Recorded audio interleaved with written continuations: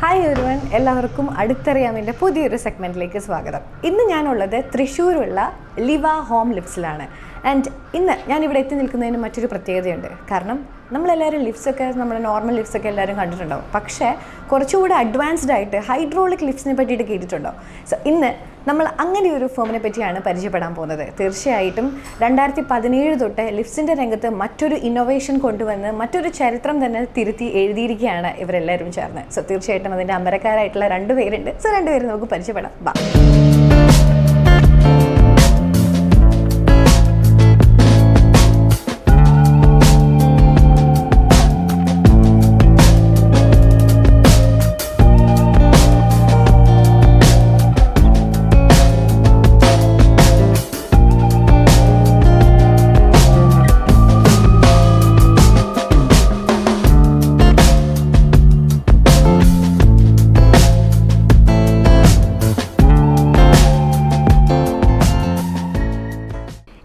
പരിചയപ്പെടാൻ വേണ്ടി പോകുന്നത് ലിവ ഹോം ലിഫ്റ്റ്സിൻ്റെ ഫൗണ്ടറും ചെയർമാനും കൂടിയായ സുരേഷ് ബാബു സാറിനെയാണ്. സാറെ നമുക്ക് പ്രോഗ്രാമിലേക്ക് വെൽക്കം ചെയ്യാം. Welcome sir. തീർച്ചയായിട്ടും 2017 ആ ഒരു കാലഘട്ടം തൊട്ട് നമ്മുടെ ലിഫ്റ്റ്സിൻ്റെ ഇടയിൽ, അല്ലെങ്കിൽ പ്രത്യേകിച്ച് ഹോം ലിഫ്റ്റ്സിൻ്റെ ഇടയിൽ പുതിയൊരു ഇന്നോവേഷൻ തന്നെ കൊണ്ടുവന്നിരിക്കുകയാണ്. ആൻഡ് ഇത്രയും വർഷങ്ങളായിട്ട് അതിൻ്റെ ഒരു ജേർണി എങ്ങനെയാണ്, അല്ലെങ്കിൽ എന്തായിരുന്നു സാറിൻ്റെ ഒരു തോട്ട് ഫസ്റ്റ് ഇതിനെപ്പറ്റി? ഈ 2018 ഹോം ലിഫ്റ്റ്സ് എന്ന കാറ്റഗറി ഒന്നും ശരിക്കും പറഞ്ഞാൽ നമ്മുടെ നാട്ടിലൊന്നും ഉണ്ടായിരുന്നില്ല. വലിയ കമേഴ്ഷ്യൽ ലിഫ്റ്റ്സുകൾ മാത്രമേ ഉണ്ടായിരുന്നുള്ളൂ ഇവിടെ. അപ്പോൾ വലിയ വലിയ കമ്പനീസ്, ഓട്ടീസ്, ജോൺസൺ, അങ്ങനെ വലിയ വലിയ കമ്പനീസ് ഉള്ളൂ. നമ്മളതിൻ്റെ ഇടയിൽ ചെന്ന് സത്യം പറഞ്ഞത് ഞാൻ സ്റ്റാർട്ട് ചെയ്തത്, ഞാൻ എൻ്റെ വീട് കൺസ്ട്രക്ഷൻ ചെയ്യുന്ന സ്റ്റേജിൽ ഒരു 2014-15 ഞാൻ കൺസ്ട്രക്ഷൻ ചെയ്തത്. അപ്പോൾ ആ സമയത്ത് എനിക്ക് റെഫറൻസിന് വേണ്ടിയിട്ട് പല വീടുകളിലും ഞാൻ പോയിട്ടുണ്ട്. അപ്പോൾ പല വീടുകളിലും മേലെ കയറാൻ ബുദ്ധിമുട്ടുള്ള ആൾക്കാരെ ഞാൻ കണ്ടിരിക്കുന്നത്, പ്രത്യേകിച്ച് ഏജ്ഡ് ആയിട്ടുള്ള ആൾക്കാരെ ഞാൻ കണ്ടിരുന്നത്. അപ്പോൾ എന്തുകൊണ്ടാണ് മേലെ കയറാത്തതെന്നുള്ളത് എനിക്കും വീട് പണിതപ്പോൾ എനിക്കും പേടിയായി തുടങ്ങി. കാരണം നമുക്കും ഒരു 2 ഫ്ലോർസ് പണിയുമ്പോൾ G+1 വീട് പണിയുമ്പോൾ അല്ലെങ്കിൽ G+2 വീട് പണിയുമ്പോൾ ആൾക്ക് മേലെ കയറാനുള്ള ബുദ്ധിമുട്ടുകൾ കണക്കാക്കിയപ്പോൾ നമുക്ക് ഇതിനു വേണ്ടി എന്ത് ചെയ്യാം എന്നുള്ള ഒരു കൺസെപ്റ്റിൽ നിന്ന് വന്നത്. മാത്രമല്ല ഞാൻ മെഷീൻ മാനുഫാക്ചറിങ് ഫാബ്രിക്കേഷനിൽ വർക്ക് ചെയ്തിട്ടുള്ള ആളാണ്. ഞാൻ ബേസിക്കലി മെക്കാനിക്കൽ എഞ്ചിനീയറാണ്. അപ്പോൾ ഒരുപാട് വർഷം ഞാൻ ഗൾഫിലുണ്ടായിരുന്നു.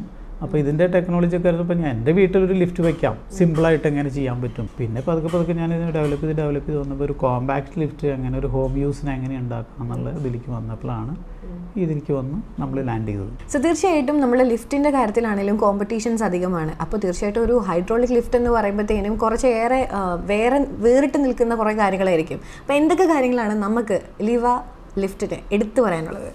ഞങ്ങളുടെ ഹൈഡ്രോളിക് ലിഫ്റ്റ്സ് തന്നെയാണ്. പക്ഷേ ഹൈഡ്രോളിക് ലിഫ്റ്റ്സിൽ സാധാരണ ഹൈഡ്രോളിക് ലിഫ്റ്റ്സിൽ നമ്മൾക്ക് പുള്ളി, വയറോപ്പ് ഇതൊക്കെ വെച്ചിട്ട് മിക്സ് ചെയ്തിട്ട് ഒരു ഹൈബ്രിഡ് ആയിട്ടാണ് കൊടുക്കുക. നമ്മളുടെ കേസിൽ സിലിണ്ടർ മാത്രമേ ഉള്ളൂ, ഹൈഡ്രോളിക് സിസ്റ്റം മാത്രമേ ഉള്ളൂ. വേറെ ഒന്നും നമുക്ക് റോപ്പോ വയറോപ്പോ അങ്ങനത്തെ പുള്ളിയോ ഒരു സിസ്റ്റവും ഇല്ല അതിൽ.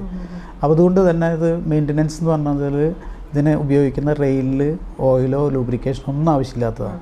അതുകൊണ്ട് തന്നെ ഇതിന് നമുക്ക് മെയിൻ്റനൻസ് ഫ്രീ ആണ്.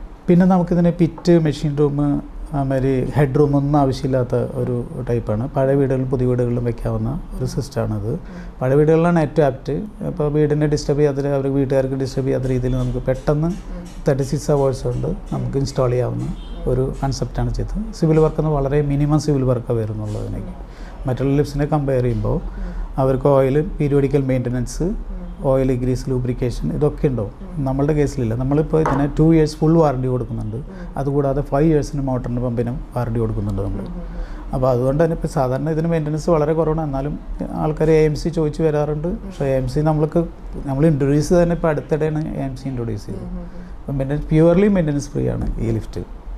സോ തീർച്ചയായിട്ടും ബാക്കിയുള്ള ലിഫ്റ്റ്സൊക്കെ നോക്കുമ്പോൾ അതിനുവേണ്ടി ഒരു പ്രത്യേക റൂം നേരത്തെ പറഞ്ഞതുപോലെ തന്നെ, അപ്പോൾ ഒരു സ്പേസ് തന്നെ അതിന് വേണ്ടിയിട്ട് പോവുകയാണ്. പക്ഷേ ഇപ്പം നമ്മൾ ഈ ഒരു ഡെമോൺസ്ട്രേഷൻ കാണുമ്പോൾ തന്നെ ആ ഒരു സ്പേസ് കംപ്ലീറ്റ് ആയിട്ട് നമുക്ക് യൂട്ടിലൈസ് ചെയ്യാൻ പറ്റുന്നു. അപ്പോൾ ഈ ഒരു ഇന്നോവേഷൻ അല്ലെങ്കിൽ ആ ഒരു കാര്യങ്ങളൊക്കെ ഇംപ്ലിമെൻറ്റ് ചെയ്യാൻ നേരത്തെ ആദ്യം കുറച്ച് ഡിഫിക്കൽട്ടി ഉണ്ടായിരുന്നു. ഇപ്പം എങ്ങനെയാണ് നമ്മുടെ കസ്റ്റമേഴ്സ് അതിനെ ഏറ്റെടുക്കുന്നത്? ഇതിന് നമുക്ക് ഏരിയ എന്ന് പറഞ്ഞാൽ മിനിമം ഏരിയ ആവശ്യമുള്ളൂ. അതായത് 1 meter 1.2 meter ആണ് ഇത് കട്ടിങ് ഏരിയ.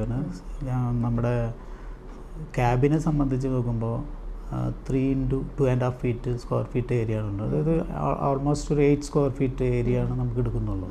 അപ്പോൾ ലിഫ്റ്റ്സ് ഇൻസ്റ്റാൾ ചെയ്ത് കഴിഞ്ഞാൽ നമുക്ക് ആ ലിഫ്റ്റ് ഇൻസ്റ്റാൾ ചെയ്ത സ്ഥലം തന്നെ നമുക്ക് യൂട്ടിലൈസ് ചെയ്യാം. അത് മേലേക്ക് കൊണ്ടിട്ട് കഴിഞ്ഞാൽ നമുക്ക് താഴെ യൂട്ടിലൈസ് ചെയ്യാം, തിരിച്ച് താഴെ കൊണ്ടിട്ടാലും മേലെ യൂട്ടിലൈസ് ചെയ്യാം. ഏരിയ അധികം കവർ ചെയ്യുന്നില്ല. മിനിമം സ്പേസ്, അത്രയും മിനിമം സ്പേസിൽ ആരും ഇവിടെ ഇന്ത്യയിൽ ആരും ഉണ്ടാക്കുന്നില്ല. മാത്രമല്ല നമുക്ക് അവൈലബിൾ സൈസ് അനുസരിച്ച് കസ്റ്റമൈസ് ചെയ്യാനും നമുക്ക് സാധിക്കും.